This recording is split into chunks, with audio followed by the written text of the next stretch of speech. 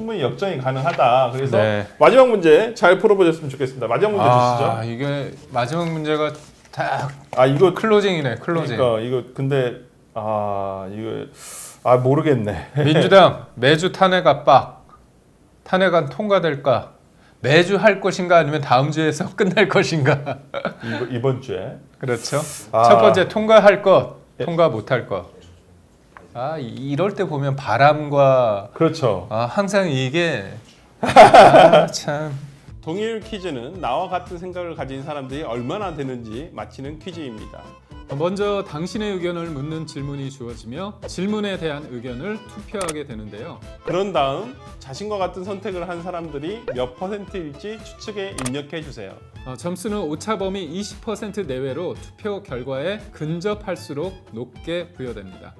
다른 의견에 귀를 기울여야 맞힐 수 있는 게임. 동일 퀴즈에 참여해 보세요. 통과 이게 600점이 배당돼 있습니다.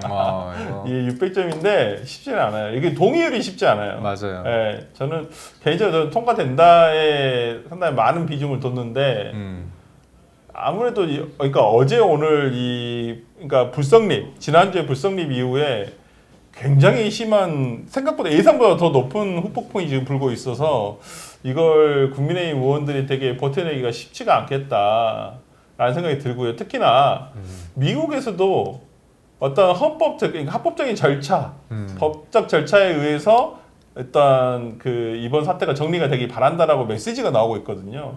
그러니까 저는 이 외국에 대한 신인도 특히나 어제 주가라든지 뭐 경제적인 지표도 굉장히 하락하는 부분에 있어서 상당히 그 압박을 이겨내기가 국민의힘에서도 어렵다. 저는 그렇게 보입니다. 그럼 미국이 이번 계엄 사태 관련해서 그게 좀 작용한 것 같아요. 본인들한테 얘기 안 했다. 그렇죠. 이건 얘기를 해야 돼요. 왜냐하면 전작권이 미국에 있잖아요. 그렇기 때문에 이 부분에 대한 사전 통지가 됐었어야 되는데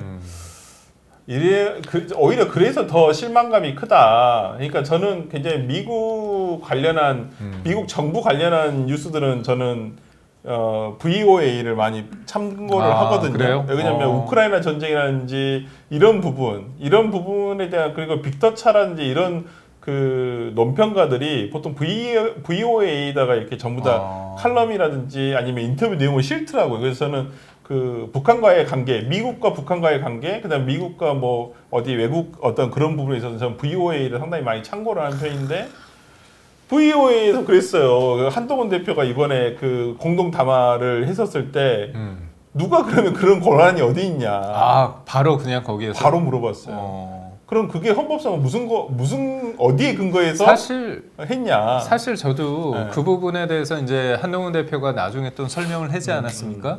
총리한테 권한 대행은 가능한데 그렇죠. 당 대표는 그냥 어떻게 보면 논의를 한다고 했는데 그날의 모습은 그렇죠. 더더욱 한 총리가 당사까지 찾아가서 한동훈 대표가 먼저 얘기하고 그렇죠. 그러다 보니까 굉장히 권력을 쉐어하는 그렇죠. 그러니까 그런 느낌을 좀 줬다. 행정부에 대한 권한을 여당 대표가 갖겠다라는 그렇게 들릴 수밖에 없는 상황이었거든요. 그래서 그런 점등이 있었다. 그래서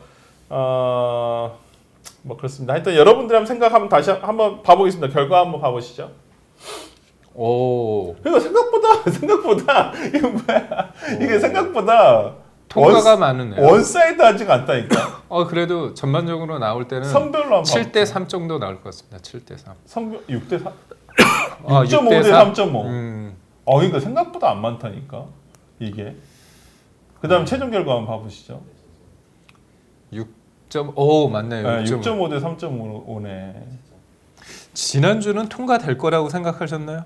아니 저는 안 될 거라 생각했어요. 지난주는 너무 급했어요. 민주당도 너무 급했고 국민의힘도 이렇게 경황이 없는 상황에서 그냥 내줄 수는 없을 거라 저는 그렇게 생각을 했기 때문에 근데 이번 주가 너무 그때 부결의 어떤 후폭풍이 너무 지금 거세기 때문에 이번 주는 아마 저는 가게 될 것 같습니다. 이번 주 관련해서 좀 재밌다는 말이 좀 어폐가 있을 수 있지만 분석을 하자면 오늘 한동훈 대표가 의총장에서 제시한 하야 2월하고 3월 있지 않습니까? 이 부분에 대해서 이게 뭐지? 그런 비판도 있거든요. 당내 국민들 시선. 아직은 그러니까 네. 좀, 그러니까 뭐냐면 말씀하신 것처럼 탄핵도 뭐 4월.